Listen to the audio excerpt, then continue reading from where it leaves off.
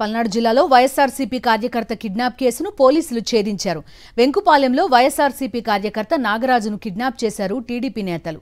దాడి చేయడంతో నాగరాజుకు తీవ్ర గాయాలయ్యాయి.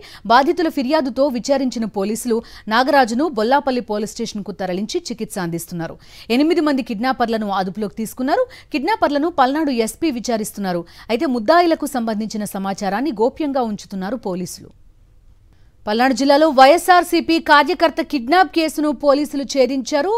వెంకుపాలెంలో వైఎస్ఆర్సీపీ కార్యకర్త నాగరాజును కిడ్నాప్ చేశారు టీడీపీ నేతలు. పూర్తి డీటెయిల్స్ అందిస్తారు మా కరెస్పాండెంట్ అశోక్ లైవ్ లో సిద్ధంగా ఉన్నారు. అశోక్, చెప్పండి. 8 మంది కిడ్నాపర్లను అదుపులోకి తీసుకున్నట్టుగా చెప్తున్నారు.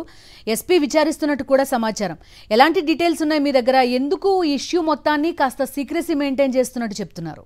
బిందు పూర్తి స్థాయిలో నాగరాజు వైఎస్ఆర్ కాంగ్రెస్ పార్టీ కార్యకర్త నాగరాజు కిడ్నాప్ వ్యవహారాన్ని పోలీసులు పూర్తిగా గోప్యంగా ఉంచుతున్నారు. కిడ్నాప్ జరగంగానే దానికి సంబంధించిన విజువల్స్ సాక్షి టీవీ ప్రసారం చేసింది.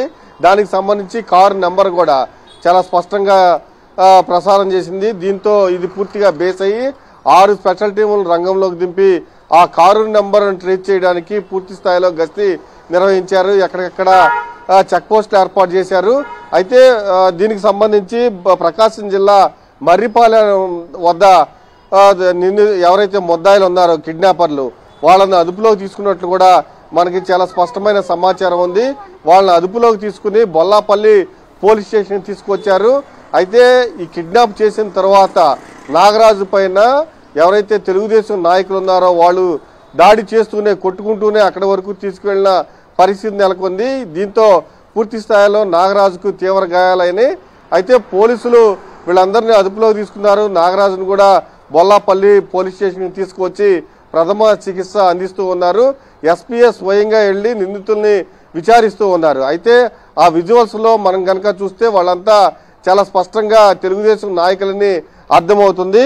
దానికి సంబంధించి జల్లయ్య, రామాంజనేయులు, మణికంఠ, మల్లికార్జునరావు, ఉంగుటూరి కొండ, పాశెం కొండ, పాశెం లింగయ్య, హనుమంతరావు వీళ్ళంతా తెలుగుదేశం పార్టీకి సంబంధించిన నాయకులే.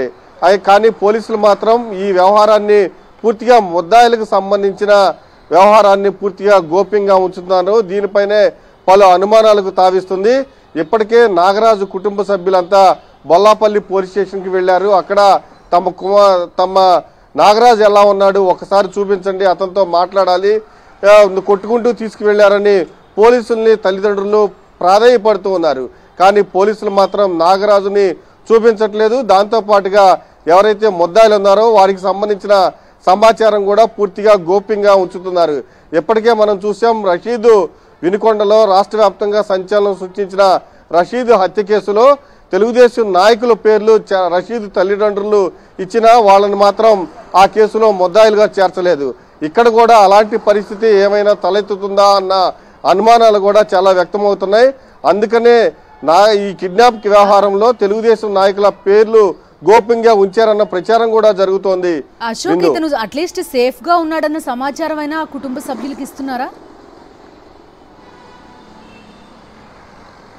నాగరాజు పరిస్థితి బాగానే ఉన్నారు అని పోలీసులు చెప్తున్నారు. కానీ డాక్టర్ని తీసుకొచ్చి ప్రథమ చికిత్స అయితే చేయిస్తూ ఉన్నారు. నాగరాజు అయితే సేఫ్ గానే ఉన్నారు. కానీ కిడ్నాపర్లు ఎవరైతే తెలుగుదేశం నాయకులు ఉన్నారో వాళ్ళకు సంబంధించిన వ్యవహారాన్ని మాత్రం, సమాచారాన్ని మాత్రం పోలీసులు చాలా గోప్యంగా ఉంచడం పైనే పలు అనుమానాలకు తావిస్తోంది. బిందు. Okay Ashok, thank you.